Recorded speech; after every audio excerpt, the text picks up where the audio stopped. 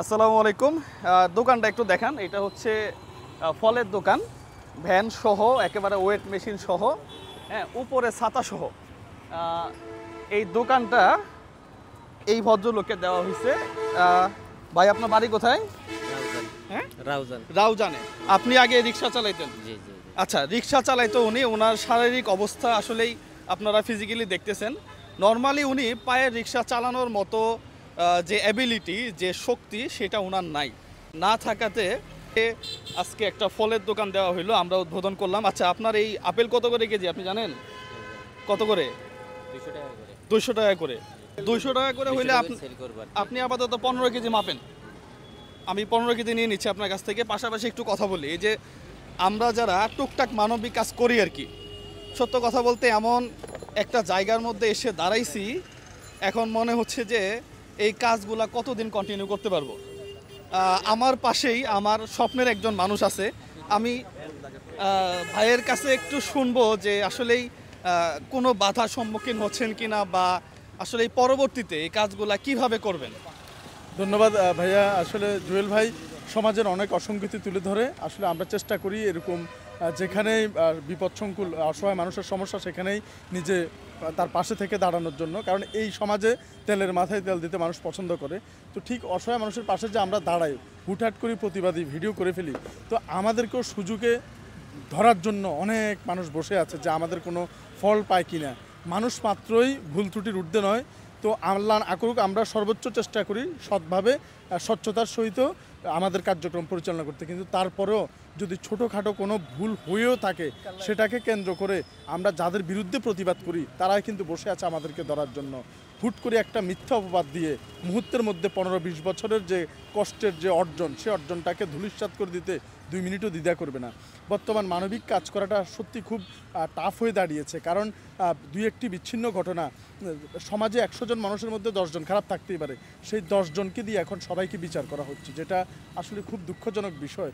তো আসলে এই সময়ে তারপরও আমরা চেষ্টা করে যাচ্ছি, মানে ছাড়তেও পারছি না, আবার করতেও পারছি না। আমি একটু বলি আপনাকে, আপনার হসপিটালে তো আমি গেছি। জি ভাই। যেই রোগীগুলা হসপিটালে শুয়ে আছে, আপনি যদি ছেড়ে দেন, এরা তো রাস্তায় একেবারে পচে মরবে। রাস্তায় ফেলে দেওয়া ছাড়া উপায় না। আসলে আবারও একটু ভাইয়ের ভিডিওর মাধ্যমে ক্লিয়ার করছি, আমাদের যে বেওয়ারিশ হাসপাতাল রয়েছে চট্টগ্রাম তথা বাংলাদেশের প্রথম, সেখানে এটি কোনো বৃদ্ধাশ্রম নয়। আমাদের সাধ্যের মধ্যে আমাদের 15-20 জন যে স্পন্সরশিপ একটা উপদেষ্টা প্যানেল আছে, আমাদের অর্থে আমরা এটা পরিচালনা করি। যদি কেউ সম্পৃক্ত হতে চায়, নিজে এসে দেখে শুনে বুঝে, সেটা ভিন্ন কথা। আদারওয়াইজ আমাদের কোনো বিকাশ নাম্বার, কোনো অ্যাকাউন্ট নাম্বার পাবলিক প্লেসে শো করে যে আমাদেরকে পয়সা দেন, অদ্যাবধি আমাদের হাসপাতালের বয়স 6 মাস, এখনও পর্যন্ত হয় না এবং ভবিষ্যতে হবে না। না পারলে বন্ধ করে দিব। একটু অ্যাড করি, আমি শওকত ভাইকে, আমি আমার ভিডিওতে, ভাই হয়তো জানেও না, অজানাতেই আমি অনেক কথা তার পক্ষে বলে ফেলছি। এই জন্যই যে ভাই কখনো বিকাশ, রকেট এইসব নাম্বার দিয়ে বলে না, যে বুস্ট করে না যে এখানে টাকা দেন, টাকা দেন, টাকা দেন। দরকার তো নাই এখানে। এখানে না পারলে বন্ধ করে দেবো। এখানে আমি আরেকজনের কাছ থেকে টাকা নিয়ে এই টাকাটা অন্য কাজে খাজাবো, দরকার তো নাই আমার, তাই না? তো ভাই, আপনার আসলেই আপনার যে কাজগুলা সত্যি আমি অনেক বেশি প্রশংসা করি, এবং নতুন যারা আসতেছে তাদের উদ্দেশ্যে কিছু বলবেন কিনা? আমি এটাই বলবো যে যারা মানবিক কাজ করেন, আগে নিজের পকেটের টাকা দিয়ে, ওই একজন মানুষ আমার সামনে দাঁড়িয়ে রয়েছে, উনিও কিন্তু ভিডিও করে এবং উনিও মানবিক কাজ করে, নিজের পকেটের পয়সা দিয়ে শুরু করেন। আমি সলভেন্ট, আমি একটা কোম্পানির ব্র্যান্ড অ্যাম্বাসেডর, আমি হাসান ভাই সলভেন্ট, হাসান ভাই একজন বিশিষ্ট ব্যবসায়ী, তো ভাইও চাকরি করে বা ব্যবসা করে। আপনি নিজে আর্ন করে তারপর মানুষকে দেন। ঠিক যদি আপনাকে দেয় যে ভাই আমি এটা করতে চাই, আই উইল বি এগ্রি, আপনি সেটা করেন। আদারওয়াইজ আপনি ভবিষ্যতে দুর্নামের শিকার হবেন, সাথে আমাদেরকে নিয়েও ডুবাবেন। তো এই জন্য নিজে সলভেন্ট হয়ে অন্যকেও সলভেন্ট করার, মানে আপনি বোঝাতে যাচ্ছেন যে নিজের একটা ব্যাকগ্রাউন্ড থাকা উচিত। অবশ্যই আর্নিংয়ের একটা পয়েন্ট থাকতে হবে, তাহলে আরেকজনকে সহযোগিতা করতে পারবে। না হলে প্রশ্নবিদ্ধ হবেন। কারণ আপনার যদি পেশায় হয়ে যায় মানবিক কাজ, তাহলে আপনি চলবেন কোথায়? নিশ্চয়ই আপনি সেখান থেকে হাত দিতে হবে। এজন্য আগে নিজে সলভেন্ট হয়ে তারপরে এই কাজে আসা উচিত বলে আমি মনে করি বর্তমান সময়ের প্রেক্ষাপটে। ধন্যবাদ শওকত ভাইকে। আর ভাই, আপনি কি 10 কেজি না 15 কেজি বলছিলাম? 15 কেজি মাপছেন? আচ্ছা, 15 কেজি মাপেন। আমি এই 15 কেজি অসহায় যারা আছে তাদেরকে দেওয়ার চেষ্টা করবো আর কি। পাশাপাশি শওকত ভাই, আপনাকে অনুরোধ করব যে ছোটোখাটো যে ভুলগুলা মানুষ করে ফেলছে আর কি, ওগুলার দিকে দৃষ্টি না দিয়ে, আপনার হসপিটাল আমি গেছি, সত্যি এত অসহায় মানুষ যারা এত সুন্দরভাবে শুয়ে আছে, আপনি যদি বাদ দেন তাহলে এটা নষ্ট হয়ে যাবে আর কি। তো আশা করবো যে এই কাজটা আপনি কন্টিনিউ করে যাবেন ইনশাল্লাহ। ইনশাআল্লাহ আমি চালিয়ে যাচ্ছি। আর ব্রেন মেসেজের মাধ্যমে আমিও দাওয়াত দিচ্ছি। আসলে একা তো সম্ভব না, আপনারা আসেন দেখেন, যদি আপনাদের কোনো কিছু কন্ট্রিবিউশন করতে মন চায় যে আমি একটা খাট দিব কিংবা আমি এক বস্তা চাল দিব, দেখে শুনে বুঝে পরামর্শক্রমে সেটা করতে পারেন, সেটার জন্য নিষেধ নেই। তবে আমাদের কোনো বিকাশ নাম্বার, অ্যাকাউন্ট নাম্বার কোনো কিছু শো করা নেই এবং ভবিষ্যতে হবে না যেটাতে আপনারা টাকা পাঠাবেন। দয়া করে এমন কোনো মন্তব্য করবেন না যেটাতে আমাদের মন ভেঙে যায় এবং আমরা এটা থেকে বেরিয়ে আসতে বাধ্য হই। তখন কিন্তু আমার আর আপনার কিছু হবে না, অসহায় মানুষগুলোর ক্ষতি হবে। তাই যে কোনো মন্তব্য করার আগে যাতে আমরা চিন্তা ভাবনা করে মন্তব্য করি। হ্যাঁ, ধন্যবাদ। আসলে এটাই সত্য কথা যে আপনি একটা কথা বলবেন মিডিয়াতে এসে, সেই কথার পরিপ্রেক্ষিতে যদি আরেকজনের মানবিক কাজে সমস্যা হয়, ভাইয়ের কিছুই হবে না।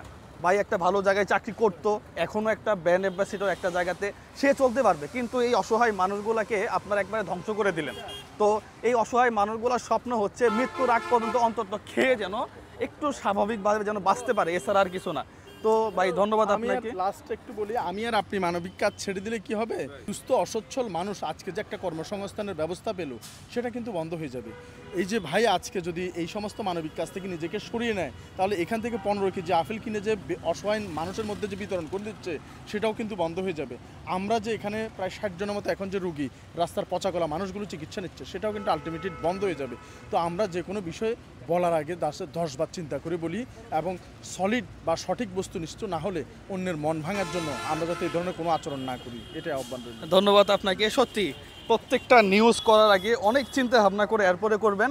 15 কেজি দাম কত হয় দেখেন তো?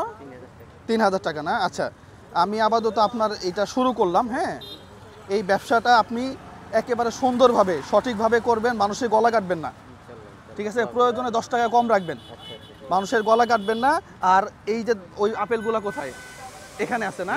আচ্ছা, এই আপেলগুলা আমরা এখানে অনেকেই আছে। হ্যাঁ, সবাইকে আপনাদেরকে একটু মিষ্টিমুখ করাবো, ঠিক আছে? যে আপনারা একটু এই আপেলটা খেয়ে দোকানটা চিনে রাখেন। হ্যাঁ, এই দোকানে আপনারা প্রয়োজন অপ্রয়োজন কিনবেন, উনি যেন দাঁড়াইতে পারে আর কি। উনি শারীরিকভাবে অসুস্থ থাকার জন্যই কিন্তু আজকে ভ্যানটা চালাইতে পারে নাই বা রিক্সা চালাইতে পারে নাই। হ্যাঁ, তো সবাই সাপোর্ট করবেন ইনশাল্লাহ। আর এখানে আমরা একেবারে মেন রোড থেকে আরেকটু দূরে আসছি, হ্যাঁ, যেন কোনো সমস্যা না হয় আর কি। তো এই দিকটাও আমরা খেয়াল রাখছি আর কি। তো ভাই আপনাকেও ধন্যবাদ।